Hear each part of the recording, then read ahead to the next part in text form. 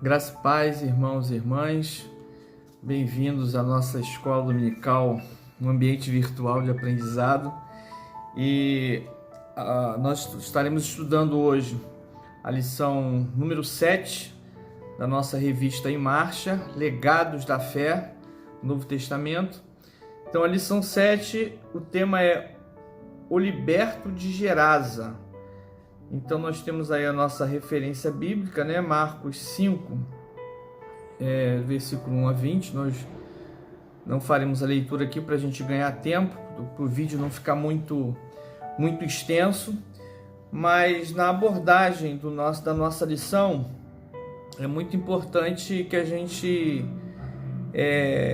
esteja focando em algumas palavras-chave que irão nos ajudar na compreensão aí do estudo bíblico, né? Então, um aspecto importante é a abordagem aí da dimensão do mistério, né? A ação sobrenatural, a ação libertadora no ministério de Jesus ao se deparar com esse endemoniado, né? O aspecto da ação libertadora e também da autoridade espiritual de Jesus, que o texto vai trabalhar de uma maneira muito interessante aqui, bem elucidativa.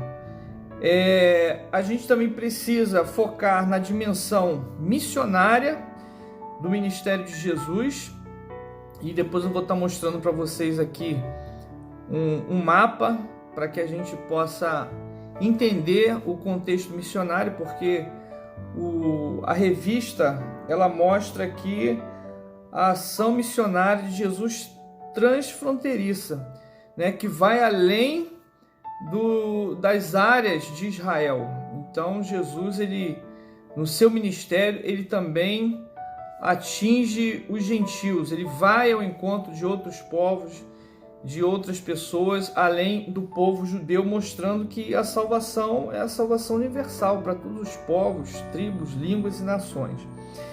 E também o texto mostra para nós aí que a gente precisa focar também na ação pedagógica do ministério de Jesus, né, que envolvia aí os seus discípulos, um processo de aprendizado muito prático. E essa abordagem pedagógica, né, ela também vai afetar o homem que foi liberto daquela possessão demoníaca. Então nós vamos estar abordando aí, né, essa temática ao nos depararmos aí com o estudo bíblico, o liberto de Gerasa. Agora eu vou colocar um mapazinho aqui na tela do meu notebook para a gente abordar alguns aspectos aí da geografia e algumas curiosidades sobre esse texto. Eu vou dar uma pausa aqui para a gente poder visualizar. Então, pessoal, aqui está o mapa que eu peguei ali na internet, né? A Palestina nos tempos de Jesus. Então, algumas curiosidades aqui para a gente entender por onde transitou o ministério de Jesus. Então, nós temos aqui um círculo vermelho que mostra a área da Judéia. Tem aqui Jerusalém, Belém. Mais acima nós temos a Samaria. Só um detalhe, pessoal, vocês estarão visualizando o vídeo, o mapa invertido aí na tela, porque eu estou com a câmera frontal. Mais acima da Samaria nós temos a Galileia, né? E esse lago aqui é o Lago da Galileia, ou também chamado Mar de Tiberíades. Abaixo aqui um pouquinho, né, do Mar da Galileia, nós temos a cidade de Nazaré, mais ou menos do lado aqui do Mar da Galileia. Aqui foi onde a família de Jesus se deslocou até Belém, onde Jesus nasceu. Depois ele foi para o Egito, voltou para Israel, e o ministério de Jesus se deu em todas essas áreas aqui: Judéia, Jesus passou pela Samaria, mas praticamente uma boa parte do ministério de Jesus se deu em torno do Mar da Galileia. Cidade de Cafarnaum, Betsaida, cidade de Pedro, né? Tem outras cidades que não aparecem aqui nesse mapa, mas o ministério de Jesus basicamente se concentrou nessa região da Galileia, essa área que está cercada aqui em amarelo. Aí, a minha direita aqui, talvez seja a esquerda de vocês, porque está invertido, nós temos a região de Decápolis, que significam 10 cidades, que era vamos dizer assim, um outro país, né? Uma outra região que estava fora de Israel. E dentro dessa cidade se destacam a cidade de Gadara, que estava aproximadamente a 12 quilômetros do Mar da Galileia. E nós temos a cidade de Gerasa, que estava aproximadamente 50 quilômetros de distância aqui do Mar da Galileia. É interessante que lá no início de Marcos, capítulo 5, né, diz assim: entremente chegaram a outra margem do mar, a terra dos Gerazenos. Por isso que é muito importante que a gente faça um paralelo com os textos, com os evangelhos sinóticos, Mateus, Marcos e Lucas. Então Marcos e Lucas vão citar a cidade de Gerasa, enquanto que Mateus vai citar a cidade de Gadara e vai dizer que Jesus se deparou aqui com 2 endemoniados. Já nos relatos de Lucas e Marcos, fala que foi somente um endemoniado, e esse episódio se deu na cidade de Gerasa, que estava aproximadamente 50 quilômetros daqui do Mar da Galileia, ou Mar de Tiberíades, que a cidade de Tiberíades também está aqui na região da Galileia. Então, é uma curiosidade aqui para a gente entender, né, que os sinóticos, como o termo diz, né, significa que são semelhantes, mas não são iguais, né? O diácono Marcelo também abordou na última lição que ele ministrou, ele citou aí a questão dos sinóticos. Então é uma curiosidade sobre essa passagem, né, que envolve a cidade de Gadara e a cidade de Gerasa, que estavam dentro dessa região aí chamada Decápolis, que era uma região que estava sob forte influência romana, tá? Então é importante a gente entender, né, que o ministério de Jesus também envolve aí a evangelização aos povos gentílicos. Então Jesus passou por essas regiões aqui, por essa região aqui, né? Cidade de Gadara, Gerasa, e também anunciou o reino de Deus nessa localidade, tá? Então fica aí essa curiosidade, e é sempre bom a gente ter o mapa como recurso para que a gente possa se situar geograficamente, né, dentro do texto bíblico. Vamos voltar para a lição. Então, queridos, voltando aqui ao fundamento bíblico, eu gostaria de destacar a questão aí da ação libertadora de Jesus, e o texto aborda de uma maneira muito interessante esse aspecto do ministério de Jesus. E o texto diz aqui: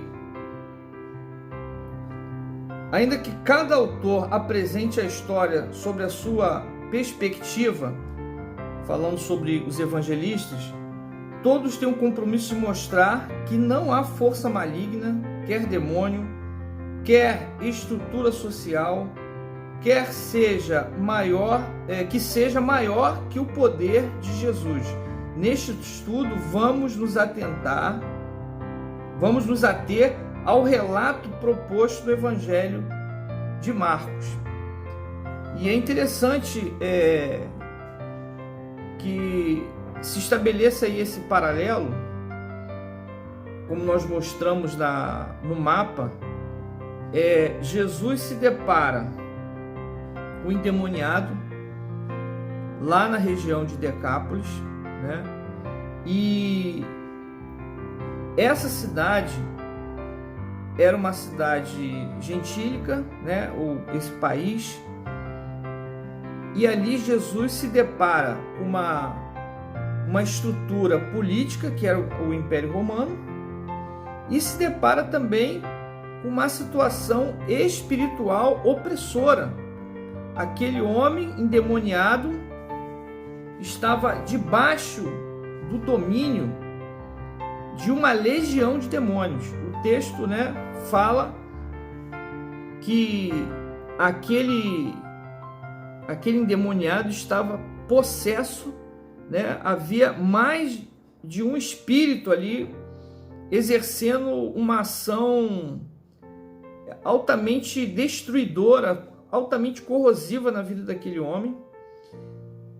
E Jesus, quando se depara com essa personagem, né, com esse personagem bíblico, nós vemos que há um confronto. E é interessante que esses demônios reconhecem Jesus como o Filho do Altíssimo, reconhecem a autoridade espiritual de Jesus. Como diz aqui no texto, no versículo 9, versículo 8 e 9, porque Jesus lhe dissera: espírito imundo, sai desse homem, e perguntou-lhe: qual é o teu nome? Respondeu ele: Legião é o meu nome, porque somos muitos. Então aí se traça um paralelo com uma dominação espiritual e também uma dominação de estrutura política. Aquele homem estava possesso por uma legião de demônios. E legião remete aí às legiões romanas. Então uma legião, ela poderia ter de 3.000 a 6.000 homens. Isso aí é mais ou menos o comparativo ao efetivo de uma brigada do exército, né? A brigada onde eu trabalho tem mais ou menos esse efetivo aí, são 13 quartéis e mais ou menos um efetivo. A minha brigada, como é uma brigada atípica, né? Uma brigada que tem até um pouquinho mais disso aí. Mas é muita gente, uma legião romana. E o texto, né, essa passagem, ela acaba sendo uma passagem também profética. Porque nem a estrutura do Império Romano conseguiu deter o cristianismo. Com toda a opressão, com toda a perseguição ao povo de Deus, nenhuma estrutura opressora conseguiu destruir o cristianismo. A gente vive em tempos, né, de tantas incertezas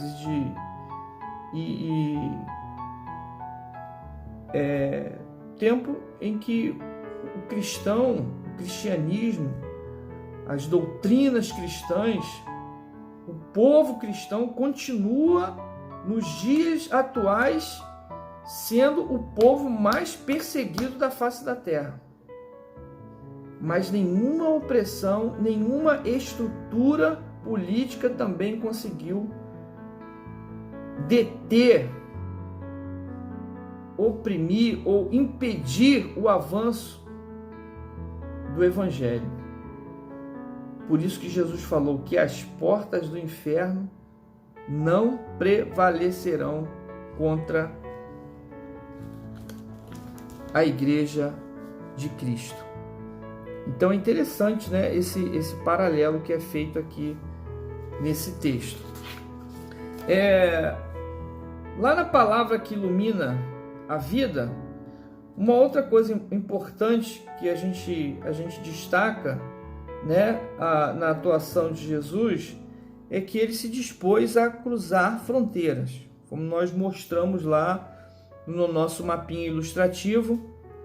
O nosso Deus é um Deus missionário, né?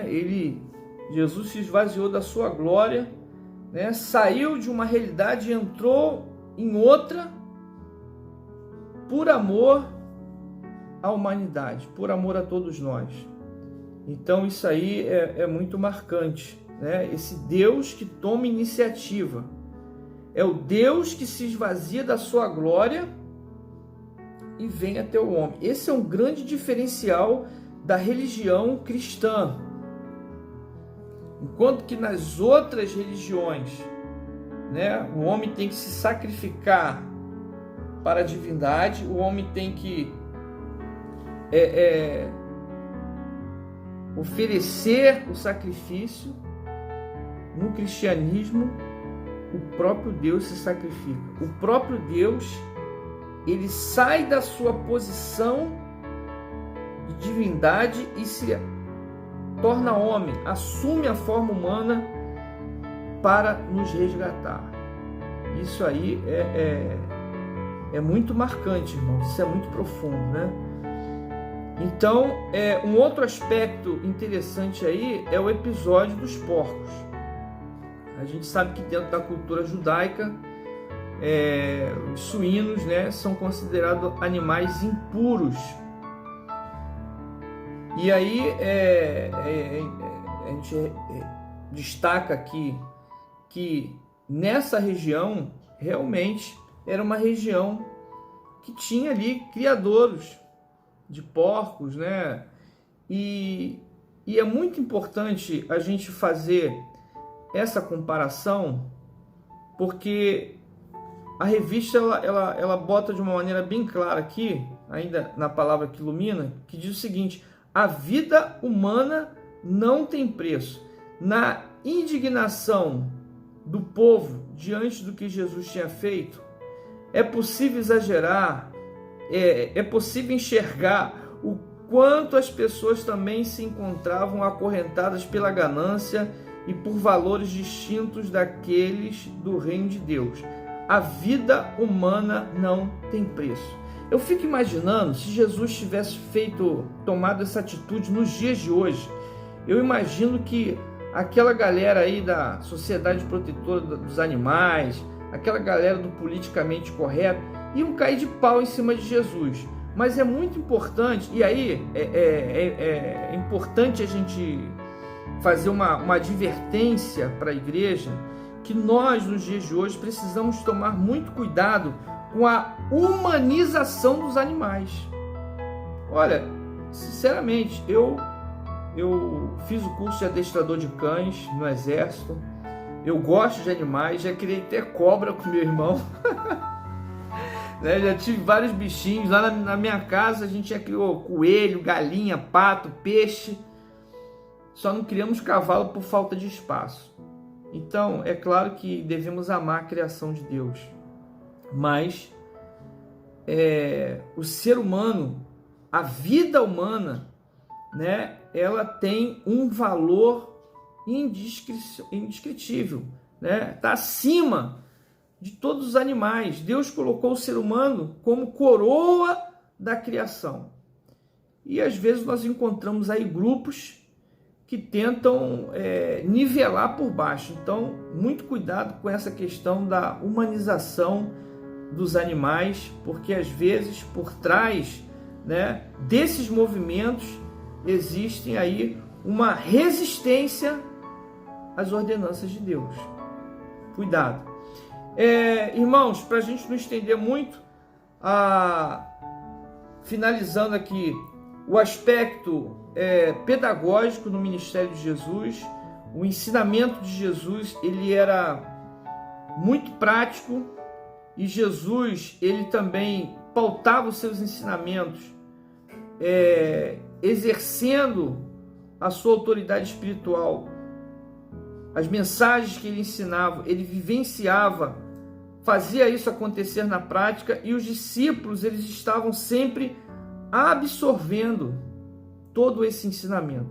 Uma coisa importante é que no processo da libertação do endemoniado, e quando ele recebe, né, a libertação, ele queria seguir Jesus, ele queria acompanhar Jesus. Jesus mandou ele voltar para os seus, né? Um aspecto importante aí do discipulado, o testemunho. Talvez se ele acompanhasse Jesus no seu ministério, como sempre tinha aquela rixa, né? Aquele preconceito no meio do povo judeu com os gentios, talvez não seria muito producente aquele homem estar acompanhando Jesus, mas ele seria um testemunho no meio do seu povo. E só voltando um pouquinho ao aspecto do valor da vida humana, a revista também aborda aqui, né, diante às vezes da ganância do povo, dos interesses comerciais que às vezes estão acima do valor da vida. Então é muito importante a gente atentar por isso. E muitos poderiam questionar, mas poxa, esses demônios não poderiam ir para outro lugar? Logo, os donos, né, daquela manada de porcos, tomaram prejuízo. Mas mais uma vez a gente enfatiza que não existe preço, né, para o resgate de uma vida humana. E aí a gente também precisa refletir e despertar a nossa consciência para o valor da missão. Quando a gente oferta com os nossos dízimos, a nossa oferta, as nossas ofertas voluntárias, elas estarão contribuindo para que as fronteiras do reino de Deus se alarguem. E também a prática de uma vida piedosa, de uma vida fiel ao Senhor, nesse aspecto aí missionário, né? O reino de Deus precisa do nosso investimento, por menor que seja. Precisamos assumir isso como expressão de uma vida de santidade perante o Senhor. Então, na conclusão,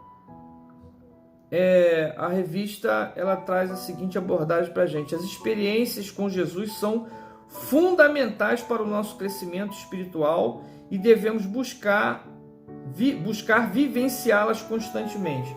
Cristo é o nosso libertador e salvador, portanto não devemos temer os demônios. Deus tem sempre a palavra final sobre a nossa vida e o poder de nos libertar das correntes da ganância, de forma que tudo em nós seja para o louvor do seu nome e o anúncio do seu poder. Então, queridos, que o Espírito Santo esteja te revestindo com toda a armadura espiritual, para que você não tema nenhuma opressão maligna, nenhuma opressão política, social, seja qual for a estrutura que tente nos oprimir. As portas do inferno não prevalecerão contra a igreja do Senhor. Amém? Que Deus te abençoe. Qualquer dúvida, entre em contato com a gente aí no privado, no grupo da igreja. A gente vai estar à disposição dos irmãos aí para qualquer esclarecimento. Forte abraço, na paz do Senhor. Deus abençoe.